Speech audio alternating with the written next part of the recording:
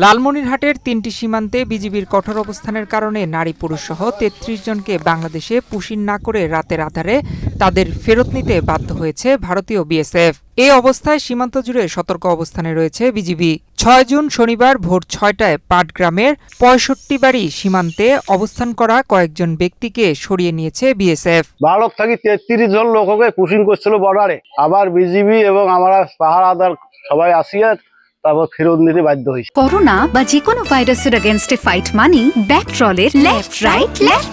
এর আগে শুক্রবার রাতে আদিতমারি দুর্গাপুর সীমান্তের শূন্য লাইনে থাকা ব্যক্তিদের সার্চলাইট বন্ধ করে ভারতের দিকে নেওয়া হয়েছে। একই সময় হাতীবান্ধার ফকিরপাড়ার বুড়ারবাড়ি সীমান্তের ৮৮৬ মেইন পিলারের কাছে শূন্য লাইনে থাকা ১১ জনকে ভারতের অভ্যন্তরে ফিরিয়ে নেয় বিএসএফ।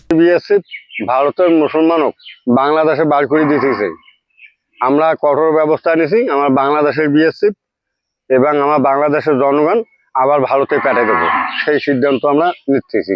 ৫ জুন শুক্রবার সকালে তিস্তা ব্যাটালিয়নের ৬১ বিজিবির অধীন বড়খাতা বিওপি এলাকার ১১ জন এবং পাটগ্রামের ৬৫ বাড়ি বিওপি এলাকার ১০ জনকে বাংলাদেশে প্রবেশ করানোর চেষ্টা করা হয়। একই দিনে ভোরে লালমনিরহাট ব্যাটালিয়ন ১৫ বিজিবির দায়িত্বপূর্ণ দিঘলটারি ও দুর্গাপুর সীমান্ত এলাকায় আরও ১২ জন সন্দেহভাজন ব্যক্তিদের অবস্থান শনাক্ত করে বিজিবি।